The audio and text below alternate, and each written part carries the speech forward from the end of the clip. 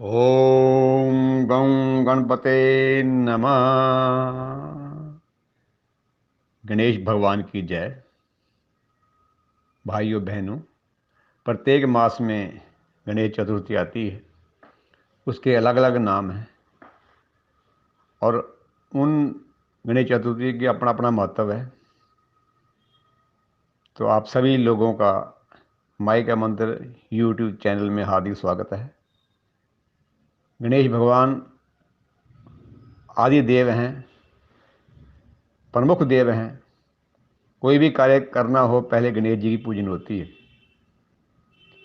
और इनका जो आधार है, मूलाधार है, अर्थात बेस है। किसी चीज़ का बेस आधार जब सुदृढ़ होगा तो भगवान की भक्ति प्राप्त होगी। हमें किसी भी देवता को मिलना हो, उनकी कृपा प्राप्त करनी हो, तो गणेश जी का पूजन किया जाता है। धरती इनका मूल स्थान है। तो इस बार जो गणेश चतुर्थी आ रही है वो 9 फरवरी वीरवार को है। तो इस चतुर्थी का नाम गणेश संकटी भी है और द्विज प्रिय चतुर्थी भी है।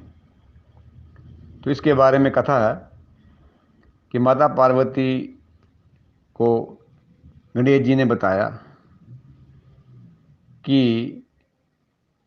ये जो गणेश चतुर्थी है ये सब कुछ देने वाली है। और माँ पार्वती को बताते हुए कहा गणेश जी ने कि हे माता, इसका नाम हैनव नामक जो है चतुर्थी है। इस दिन गणेश जी का पूजन जो है गणेश खीर का भोग घी और चीनी तथा मिष्ठान से लगता है। भगवान श्री कृष्ण जी से युधिष्ठिर ने एक वक्त एक कथा बताई थी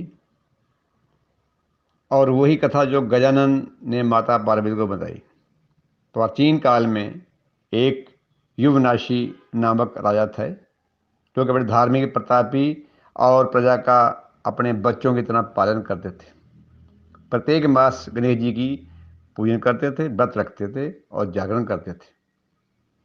उनके राज्य में एक विष्णु शर्मा नामक विद्वान ब्राह्मण जो कर्मकांडी और वेद वेदांग के ज्ञाता थे, वो रहते थे। तो उनके 7 पुत्र और 7 बहुएं थी। वो बारी बारी एक एक बेटे के पास रहते थे। उनकी पत्नी का देहांत हो चुका था और वो प्रत्येक मास गणेश जी का व्रत करते थे।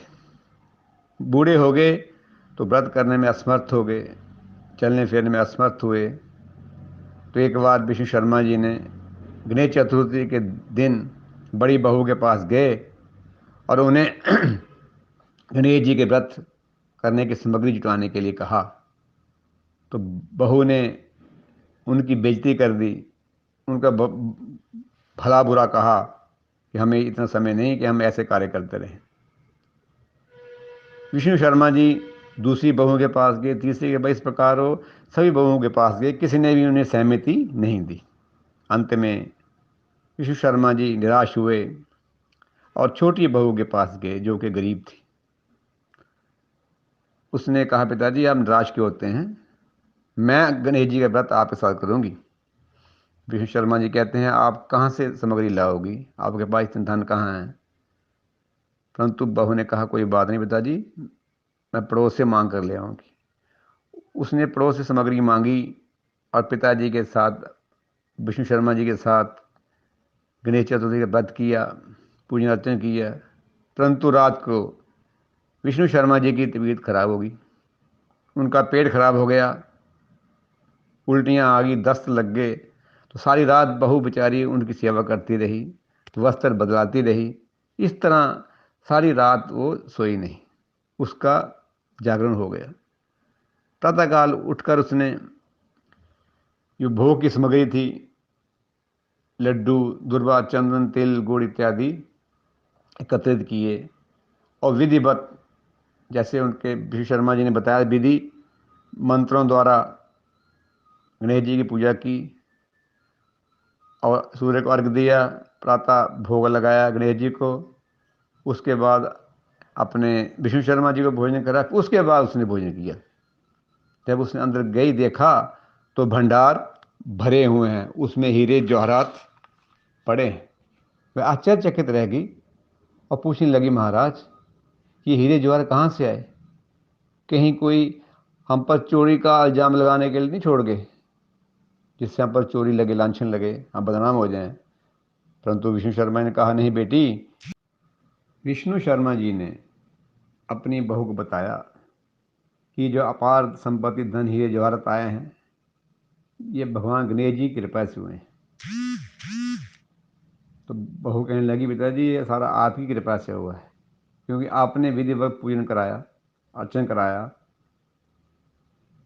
तो इस प्रकार ये आपकी कृपा से हुआ है। उधर जब दूसरी बहुओं को पता लगा कि उनके घर में अपार संपत्ति आ गई है, तो छोटी बहू के घर आए और कहने लगी, ये हमारे ससुर विष्णु शर्मा जी ने सब कुछ इसे दे दिया है, हमारे बंटवारा किया है, धन संपत्ति सभी इन्हें दे दी, हमें कुछ नहीं दिया है। परंतु विष्णु शर्मा जी कहने लगे, नहीं ऐसी बात नहीं है, ये सारा जो है गणेश जी की कृपा से हुआ है। कि छोटी बहू ने रात्रि को जागरण किया, विधिवत गणेश जी की पूजन की, अर्घ दिया, उसके बाद भोजन बना के देव को भोजन लगा, फिर मुझे खिलाया और बाद में स्वयं खाए। इस प्रकार इस फाल्गुन मास की जो चतुर्दशी है, इसमें जो है गणेश जी की कृपा से सारा कुछ हुआ है। तो बहुएं शर्मिंदी हुई और क्षमा मांगने लगी। तब विष्णु शर्मा ने कहा, अगर आप भी चाहते हैं घर में सुख समृद्धि धन दौलत आए, तो फाल्गुन मास के जो कृष्ण पक्ष की ये गणेश चतुर्थी है, जिसको द्विज प्रिय चतुर्थी भी कहते हैं, गणेश संकटी भी कहते हैं, इसका व्रत करिए। इसका करने से जो है आपको भी सब कुछ प्राप्त होगा। तो भगवान कृष्ण कहते हैं कि युधिष्ठिर, इस प्रकार उन विष्णु शर्मा जी की दूसरी बहू ने भी इस गणेश चतुर्थी का व्रत किया और उन्हें अपार संपत्ति सुख समृद्धि मिली। तो श्रोताओ, जो प्राणी भी इस गणेश चतुर्थी का व्रत करता है, उनका लड्डू, दुर्वा, चंदन, तिल, गुड़ इत्यादि से भोग लगाते हैं।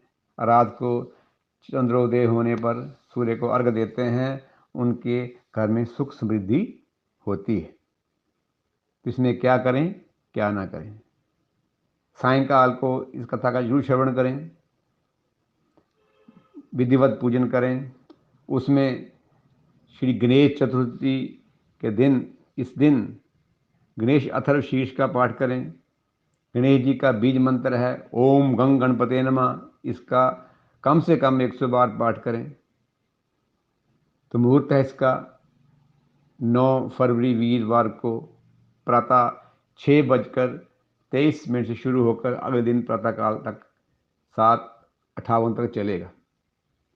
और इसके अतिरिक्त इसमें एक अभिजित मुहूर्त है, दोपहर को 12:18 से शुरू होकर 1:30 पर होगा। उसमें भी आप पूजन पाठ अर्चन कर सकते हैं। हाँ, सायंकाल को जो मुहूर्त है 2:35 से 4:20 का, वो अमृत काल का मुहूर्त है। उसमें भी आप ये कथा का श्रवण, पाठ, पूजन कर सकते हैं। और उसके बाद इस व्रत के करने से गरीबों को दान दें, वस्त्र दें, धन दें, और ये लड्डू, तिल, गुड़ इत्यादि का दान करें। इससे पाठकर्ता, व्रतकर्ता और जागरणकर्ता पर भगवान गणेश जी की अपार कृपा होती है, मानसिक शांति होती है, और परिवार में सुख शांति रहती है। इस प्रकार का ये गणेश चतुर्थी का व्रत है। नमस्कार, धन्यवाद।